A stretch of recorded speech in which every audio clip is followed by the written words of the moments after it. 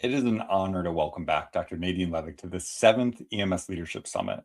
Dr. Levick is an internationally recognized emergency medicine physician, researcher, innovator, and global advocate for EMS safety, whose work has influenced emergency care systems around the world.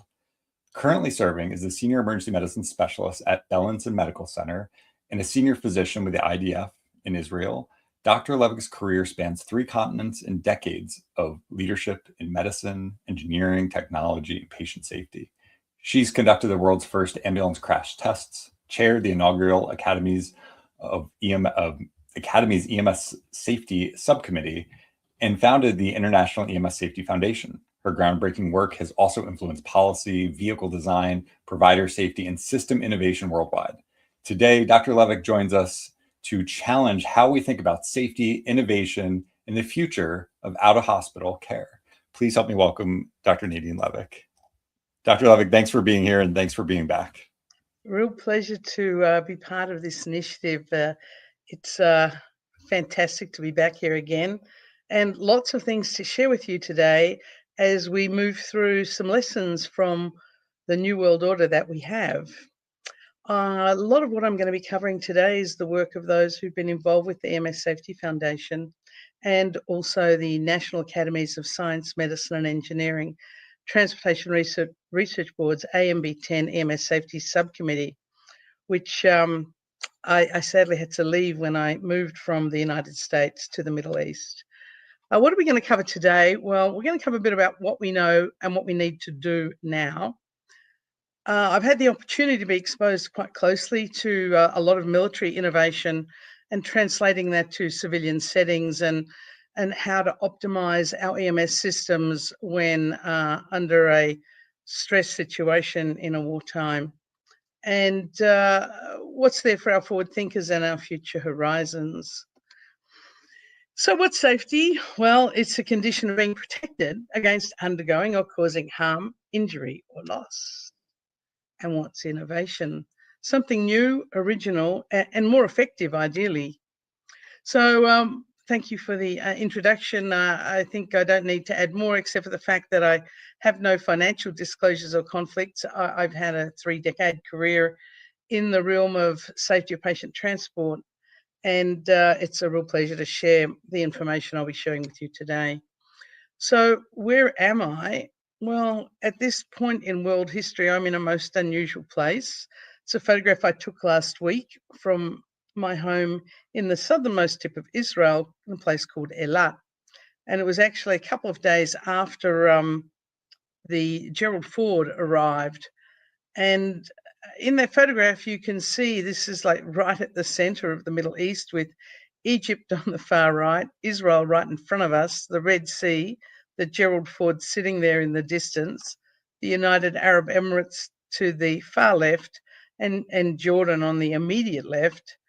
And everything that you're reading about and hearing in the papers is happening sort of on the doorstep.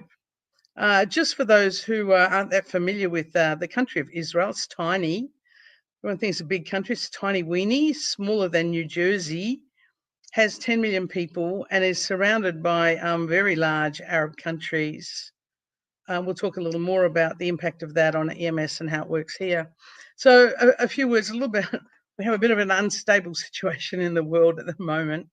We're going to cover briefly some position statements in the United States, look at some innovation and look at some of the translations that we've been able to see from military to civilian settings here in the Middle East, look at some smart technologies and how to do things cheaper, better and safer, some open source environments and products, and something about some of the new power systems coming down the pike, and a few words about the challenges that we have. But before I do any of that, I very sadly wanted to share that someone who's stood by EMS safety for now decades and been a fabulous supporter of the EMS Safety Foundation, Michael Silver.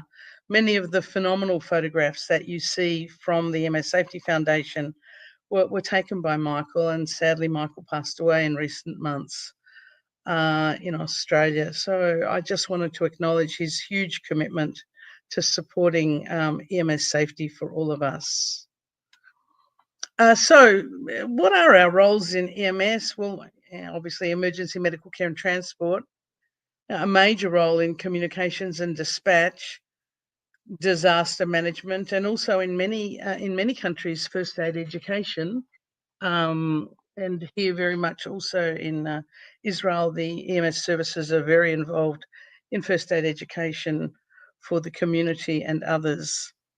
So in 2024, I went to ChatGPT and asked them what they thought about EMS safety innovation.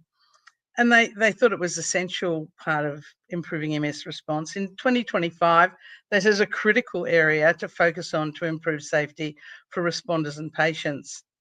And in 2026, they still didn't get the public in there. It's still safe practices for patients and providers. And I think one of the things I've always emphasized is there's three elements to this: patient, provider, and the public. So they had a top 10 list in 2024 and in 2025, and advanced vehicle safety and mental health moved up the ranks. The list is a little different now, and I do encourage you to go to ChatGPT this year and ask them a number of questions. I asked them about EMS safety innovation, and they wanted to know if I wanted ideas for new technologies or a discussion of recent innovations or a proposal for a framework for implementing safety innovation. Well, in 1 minute, you can have a quite comprehensive framework for implementing EMS safety innovation. I was quite impressed. So as I mentioned, safety involves the provider, the public, and the patient, and they're all interrelated, and we'll talk a little bit more about that. And really, safety is a tool that's there to save lives, time, and money, but it's really important that it be evidence-based. And as we look at safety, it's also important to keep in mind that it's an all hazards approach. And we clearly saw that during COVID when the safety of EMS changed from being just an automotive safety issue to COVID being the number one killer of EMS providers in that year. And what are the optimal state-of-the-art technologies to augment those all hazards? You know, we've come a long way. In the 1980s, that was a telephone, and now this is a telephone. And in the 1980s, that was an ambulance, and even now, this is an ambulance. Not much change. And I always include this slide because in the United States, there are more safety standards for moving cattle than there are for moving patients, although we're making some improvement in that arena. And, you know, the EMS vehicle is a work and patient care environment. And if you have a crash in an EMS vehicle, this can be easily the outcome. Fortunately, we're starting to see more vehicle design and safety standards being integrated in the EMS industry. You know, it's a passenger vehicle work environment, and we all know that in order to do the work that you're required to do in the back of an EMS vehicle, you can be exposed to biohazards, you can be frequently unrestrained and forced into those situations because of the nature of the design of the vehicle. Interior designs putting you in a biohazard situation, or equipment hard to reach, leaving you completely unrestrained in order to get to what you need. As many of you are aware, I have been involved in a leadership role doing the world's first ambulance vehicle crash tests, and here's some video of those scenarios, and more than happy to share the more detailed video at some point, but today we won't have the time. But this is some other research done by some colleagues of mine, actually military research in Australia, showing how hazardous, if you have side-facing seats, over-the-shoulder harness can be on a side-facing seat in contrast to forward or rear-facing. So it's not a new science. That work was done in 1999. So things have sort of changed with ambulances over time, horses and buggies, down to the trucks we know. We also have numerous other types of vehicles, and we're starting to see the use of vertical takeoff vehicles and also robots, manned and unmanned. This is one of the first papers I've been able to find on ambulance design, clearly 1864, a long time ago. but was focused on providing a safe environment for the patient and the provider. And it was that particular vehicle.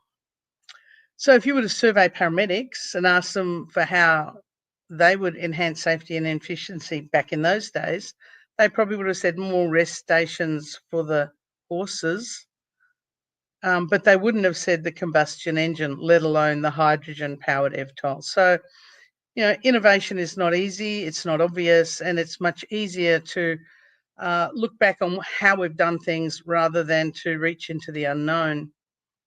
But we're stuck with the reality that the laws of physics will prevail. So we sort of have this timeline. And as I spoke about last time, the new policies that came out on lights and sirens in 2022 are most valuable, but it sure took a long time to get to that. And now in 2026, I'm going to mention in a moment, we're starting to see vehicle safety design policies and standards being implemented some 28 years after the last rollout. So our big challenge now is adopting change. That's where we're at. As I mentioned, took 28 years, thanks Robbie, to update the New York State Ambulance Vehicle Construction and Safety Standards, even though we knew full well what the engineering science was saying back then.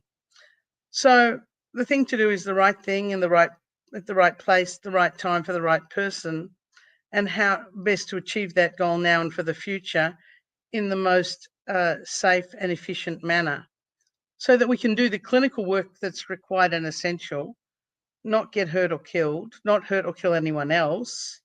So really, it boils down to what's clinically essential and how do we protect human beings from being injured. Designing a safe system. Well, how does design happen historically in EMS? Mostly tradition, experience, some vision, and some interdisciplinary collaboration. We're fortunately starting to see more interdisciplinary collaboration. So the reality is that we're stuck with having to work and focus on adoption and integration of innovation in how we transport patients. 25 years ago, on September 11th, I was here in the Society for Automotive Engineers' first and only Military and Emergency Vehicle Safety Symposium, which opened on September 11th, 2001. Sort of an interesting situation. We covered many areas of clearly all pertaining to aspects of safety of transport. And in actual fact, a lot of what we covered then 25 years ago is highly relevant today. And all of it's freely available. It's public access, and you can just scan that QR code or go to that link and you'll be able to hear and see the presentations.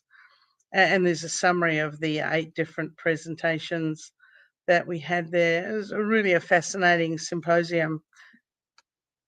So, we know lots now about crew resource management and safe systems, how we perceive risk. I'm going to talk to that a little. Fleet and operations management, vehicle design and safety, scene safety, how we handle our patients for physical and biological hazards, and how we manage our own health and wellness and mental health, and issues like hours of service. So what does ChatGPT say about EMS safety innovations and the future? Well, it does say that there's new technologies out there, and it does say it's a field that's constantly changing. And it does identify, as well as the medical and biological and transport hazards, the exposure to disease and violence. So I thought that was quite encouraging. These are the technologies ChatGPT thinks are technologies of the future, and I totally agree, probably because they're quoting me, but anyway. I wanted to show you this. This is a timeline of technology. It's a little hard to see, unfortunately, but it takes us right back to the early start of technology. Oh, thank you. We're sitting right here now, just in 2026, and it really is focusing on the rapid rate of rise of the advancement of technologies that we're going to be using. when we look at the waves of innovation, we're in what's called the sixth wave of innovation, and the focus of that, and you can see how those waves have been escalating with a steeper and steeper curve all the time. But we're in the wave of AI and Internet of Things, robots and drones and clean tech. And these are not historically usual fields in EMS, but we're definitely involved in grasping them. And just do a shout out to VR Patients that's using AI extensively as a training tool. And I'm going to speak to that a little more.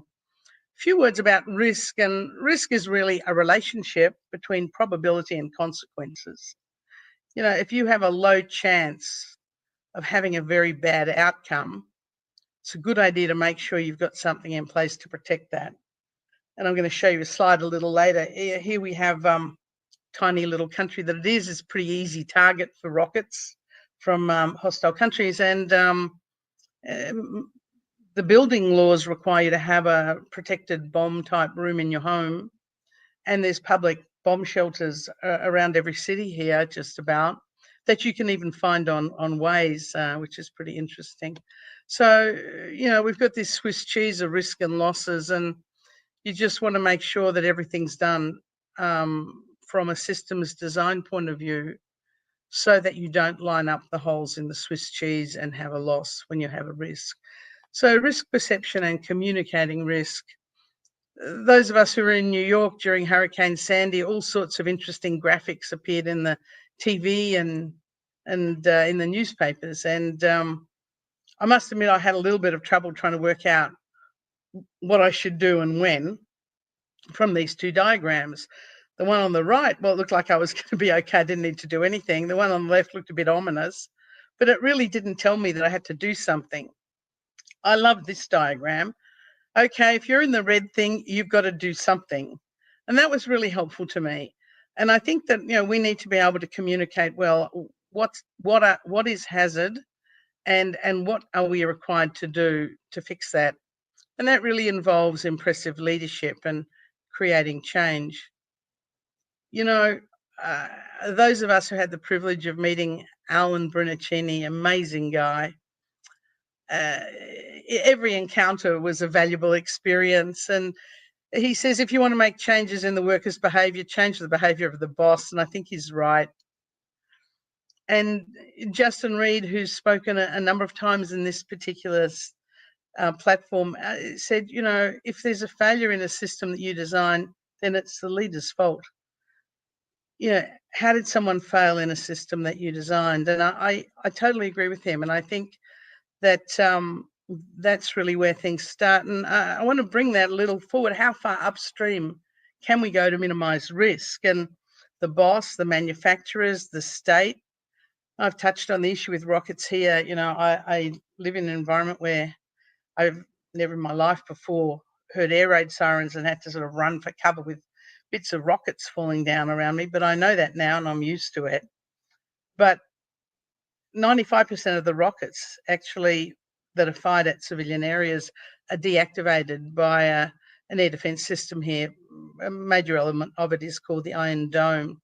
If it were not for that 95% of rockets fired at densely populated civilian areas, the EMS system and the emergency healthcare system would be totally and frequently rapidly overwhelmed. So that Iron Dome is one of the most powerful protectors of the EMS system here. Just want to put up this little picture. That tiny little blue thing, that's Israel with about 10 million people. And you can just see that these other countries surrounding are very highly populated. Most recently, we've have a new threat to our EMS systems, and that's things called ballistic rockets from Iran. And they travel a long, long way. We were used to just rockets from nearby places, but now they come from a long, long way, thousands of kilometers away. And it's a very different situation working out how to keep the population safe. Just to give you a perspective, that little blue thing there in the middle, that's Israel compared to the United States. So it's a tiny, weeny, teeny little country. And it's going to be relevant as we talk a little further. And you know, Waze actually was developed in Israel, and it even knows that when you're driving home, it might not be safe. And it says your destination is not a safe destination. I've seen that many times. Both Waze and Google Maps now have special safety features for civilians in wartime, and you can find out where the nearest bomb shelter is, because when the air raid siren goes off and you've got like 30 seconds, you better find that fast. A few interesting tools have interfered with EMS, though. One of the things that happens very frequently here is that it's possible to turn off GPS for this tiny weeny country, and it's done frequently as a tool to protect the civilians so that none of these guided missiles get to where they're meant to go. So all of a sudden your phone tells you you're in Cairo when you're not in Cairo, Egypt at all. You're in Israel, but your phone thinks you're somewhere else. And it tells you it's 4 hours to your destination when you know it's 4 minutes. So that's a little troubling for EMS if they're relying on Waze to get around and all of a sudden there's no Waze because it's been taken out for safety reasons. So a little bit about innovation here, because it's sort of interesting. So I mentioned the Iron Dome system, and it's really there to protect the society and really ultimately to protect the EMS system from overload. So this is what it is. It's got a number of pieces to it. There's the Iron Dome, and then there's David's Sling, and then there's Arrow 2 and 3, and then there's a laser system I'm going to talk about in a minute. But it's sort of weird to think of that as protecting EMS, but it's a key element of protecting EMS. If we didn't have that, the EMS system could not survive. So this is the David Sling element, and I'm going to show you a little thing of the new one, which is called Iron Beam. I actually went to look at that the other day, and it's a big laser, so it doesn't have consumables like the others. You know, they say you really know you're an Israeli when you can tell the difference between the sound of the Iron Dome taking a rocket out and the sound of the rocket hitting your building. I know the difference between those now. I've had that experience. And now they have some ship-mounted systems as well. So it used to be that these were the sort of rockets we had to deal with from the north, and we sort of knew how they could travel, and that's that little tiny blue strip that I was showing you before. But now we've got these huge things, these ballistic missiles that travel from here all the way over to tiny little Israel here. And they cause massive damage. And this is just some CNN pictures showing you the rockets that were fired off during the recent months from Iran into Israel and back again. You know, I'm totally used to everyone's phone, EMS and everyone is all connected to the system of alerts, and you know, rocket and missile fire in your area, you have 30 seconds to get to safety. I must admit, it's amazing what you get used to, and I'm sort of totally used to that now. And these are the warnings. These little red dots are where the ballistic missiles are going to land, and most of the missiles that we've been dealing with until the Iran situation were down near the Gaza border or up north near Lebanon. But now the Iranian missiles are targeting, you know, densely populated civilian areas like Tel Aviv and Jerusalem, and all at once. So this little notice said 5 million people are currently sitting in air raid shelters. So you can imagine how complicated it is for EMS to manage that. That's my hand in last year, and that was a piece of the Iron Dome blown up out of a missile that landed next to my car. And it's sort of like heavy metal fragment. Well, this is sort of what the missile fragments look like now from these ballistic missiles. That's a person. I mean, it's no longer a little bit of shrapnel in your hand. And there is another one going inside a building. So the EMS system is having to deal with a very different scenario now with this ballistic missiles. So I sort of look at this whole system now as a military system protecting EMS so that EMS can function. So I put together this way of looking at it: primary prevention, secondary prevention, and tertiary prevention. Primary prevention is you have peace and nobody's trying to kill each other. That's really good. Secondary prevention is that there's no rocket launches and there's containment of terrorists. And tertiary prevention is these air raid sirens once the rockets are going to come, air raid shelters, and these Iron Dome and Iron Sling. But once tertiary, and these are the tertiary prevention things. You can imagine if you're elderly, you walk with a walking frame, it's really hard to run in 30 seconds to get to a safe room.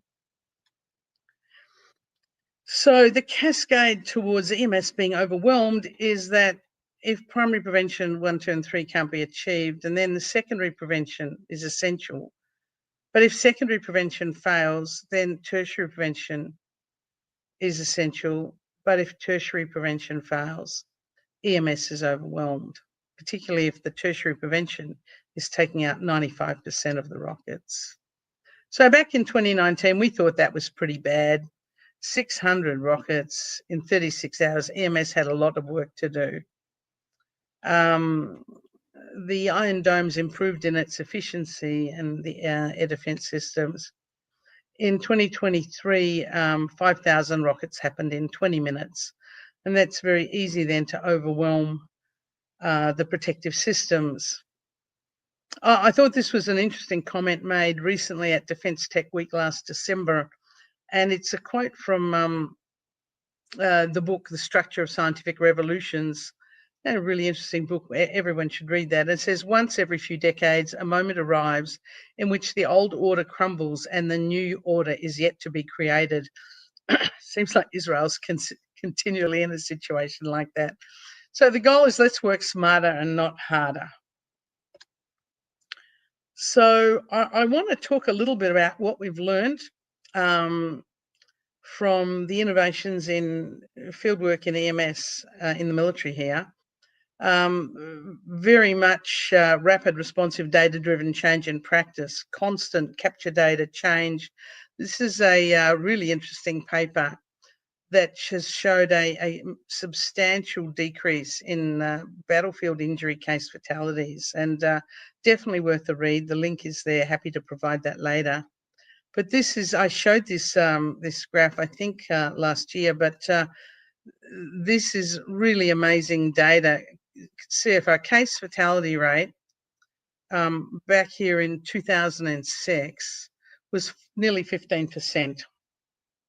And the injury severity score, the severity of the injuries was sitting around over 15, was sitting around 8%. Take us over to where we are right now, and our severity of injuries has tripled, but our case fatality rate has halved. Now, you've got to wonder, why is that? And that is EMS, that is EMS being involved in really good innovation that is saving lives and preventing morbidity and mortality. ALS providers are now on the front line. I know this sounds not right, but no airway intervention or advanced procedures on the front line. Blood in the field. Now, Israel has said it's a tiny, weeny country. You can do that. And that's had a major positive impact. And then electronic field documentation transfer. And those 4 things have resulted in a major advance in case fatality rate dropping by half, even though the injury severity score has tripled the severity of that. So we went from paper to electronic transfer, digital tablet. So the data moves in real time electronically. We're able to capture that data and optimize system safety. We have some special tactical vehicles. This is one of them. And also a lot of those concepts and practices are translated into the civilian world. Much of what goes on is occurring anyway in the civilian world because of the tiny country, and that much of the military impact that we're subjected to is targeting civilian areas.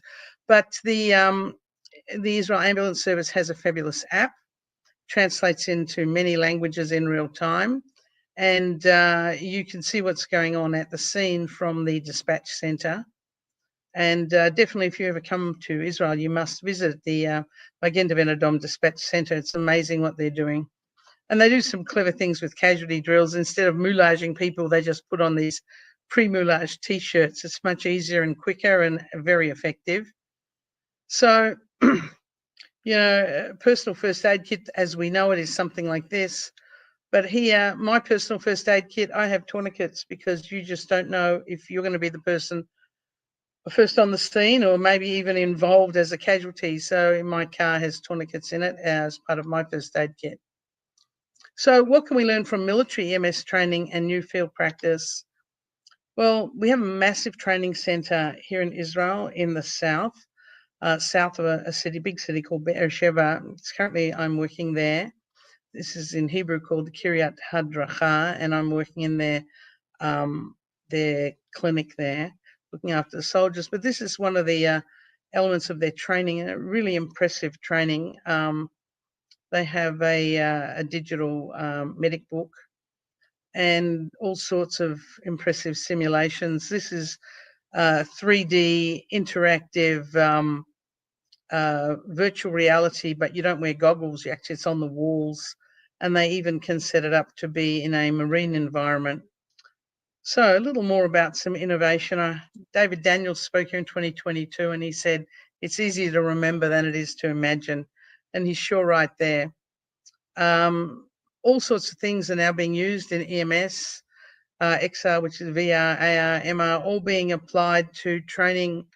And here's a group of EMS students using VR as a training tool. It's also being used for ACLS, for CPR training in many places, and in Australia has been used also for violence training, so that it's a way to safely learn how to function. This is a group called Real Response who do virtual reality mass casualty training, also based out of Melbourne, Australia. So as we touched on, we now, thanks to VR patients, have authorable training and with physiologic AI. And I think that, as I mentioned at the beginning, these are the tools that we're going to be finding mainstream before too long.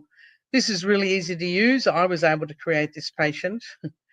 And definitely do take a look at some of these technologies. I think the VR patients are part of the exhibit hall here in this conference. So really valuable tool. Sorry, I'll just move over there. It can be used as a design tool too.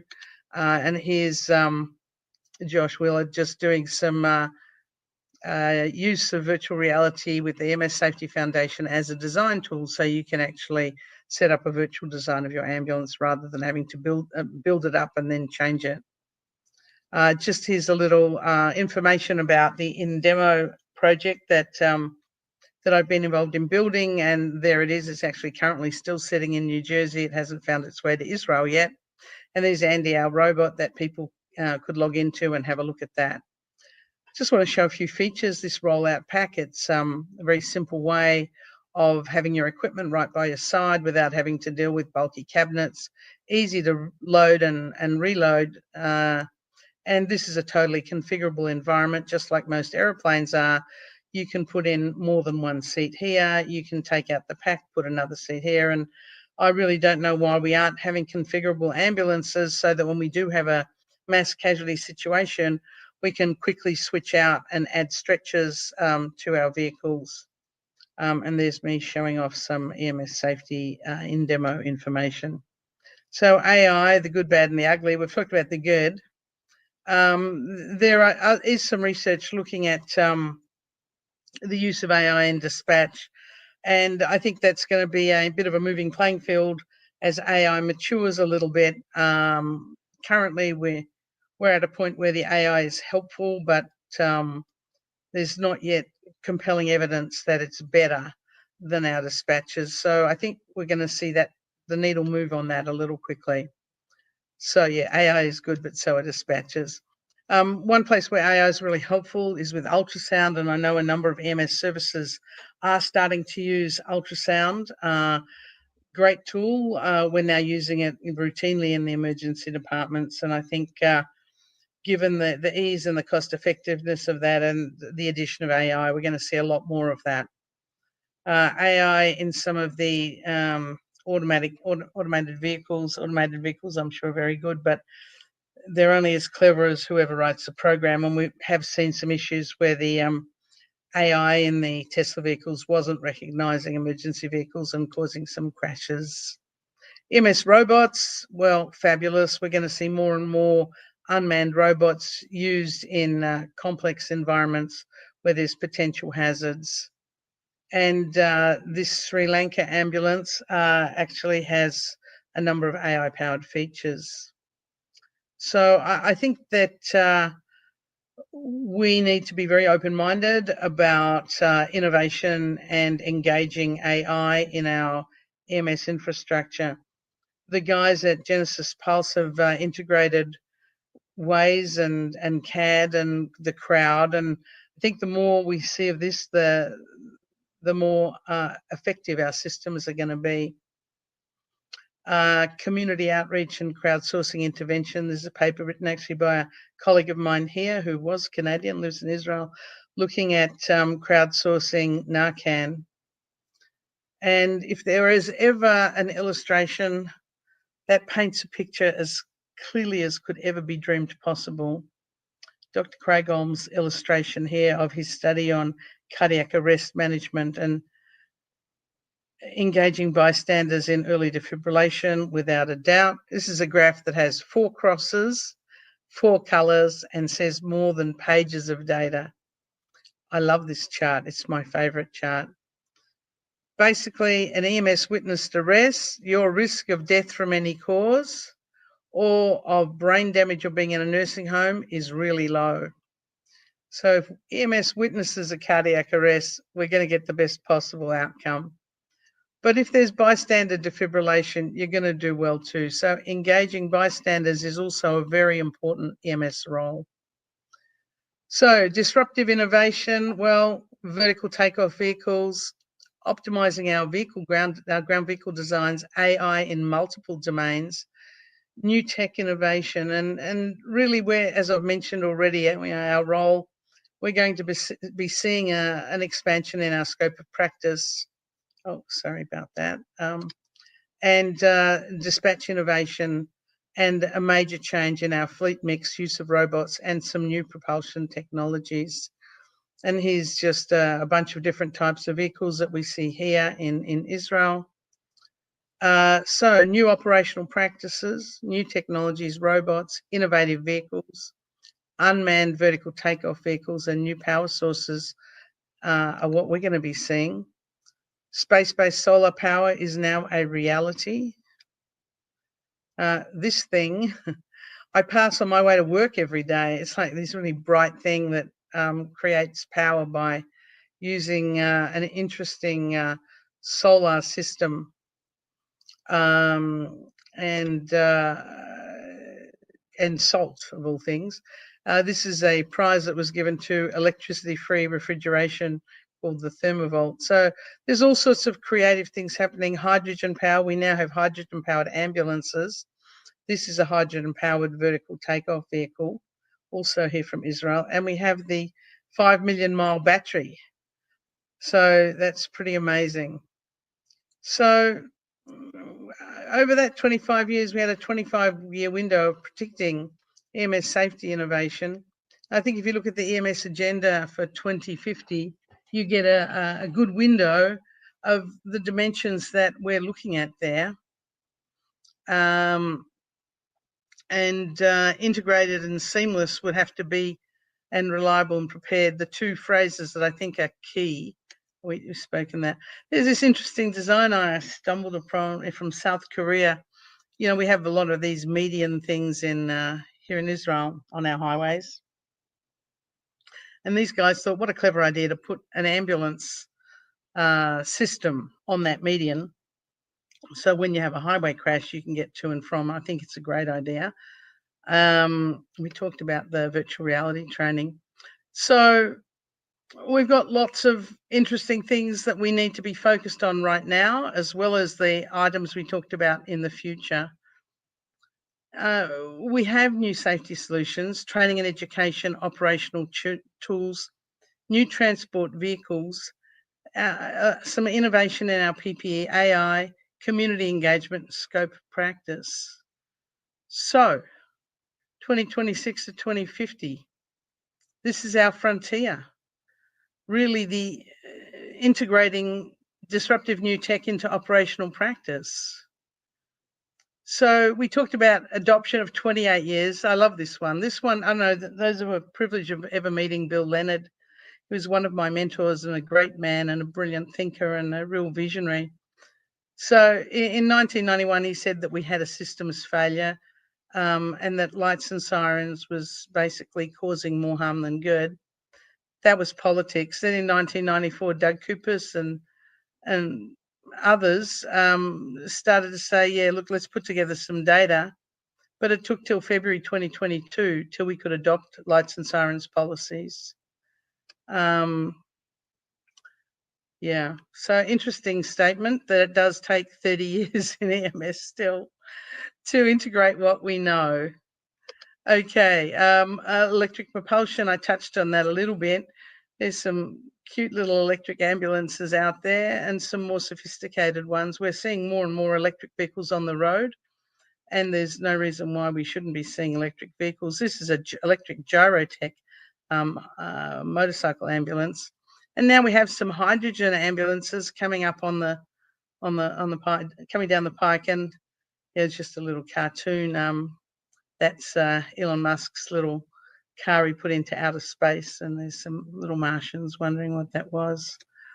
So autonomous and ground robots for delivering AEDs is the early use of those devices. And these guys back in 2002 were designing a vertical takeoff vehicle. There's rotors underneath the front and the back there, and that vehicle actually exists. I've seen it, there it is. And very interesting vehicle and design, unmanned vehicle that can be used for EMS operations. And there it is there last year. This is drone delivery vehicle, unmanned. And here's some other unmanned vertical takeoff vehicles. These are futuristic designs that can be used to reach victims on a highway. And I actually saw this particular vehicle being demoed. Here we are 2 years ago. And I mentioned briefly the median ambulance. This is the jet suit ambulance. I'm not in a hurry to put one on, but some people have. And he used this to scale a mountain. There may be some roles in search and rescue. So the ambulance of the future, who knows what it's going to be? So focus is innovation, collaboration, and knowledge transfer. We have new tools, new vehicles, and new industry relationships. And the most important thing to keep in mind is that ambulance transport safety is part of a system, and the overall balance of risk involves the safety of all the occupants as well as the public. So our challenges today are adopting new technologies and practices that augment EMS performance and safety, embracing decentralisation of healthcare, doing more with less, both money and workforce, cross-skilling EMS industry and the community, and systems thinking and practice. So things can go wrong. I was in New York that day, but when you've got strong safety policies and technologies in place, and the system is well prepared, you can minimise harm. And there were no injuries in that particular event when that plane landed in the river. So, in summary, EMS safety, it's an all hazards approach. Technical collaboration is key more now than ever. We can't afford to play the silo game. It's costing us lives, time, and money. We must have meaningful evidence-based approach to design, operations, and policy. And we must be looking at true outcomes. So, as we thrive under pressure and build a better future, we must be focused on this critical area to improve the safety of our responders, patients, and public they serve. We don't want to have ambulance crashes with devastating outcomes that could be prevented with better policies and procedures and vehicles. We do have some new policies, as we've mentioned. Battlefield EMS training and practice innovation is there for us to learn from.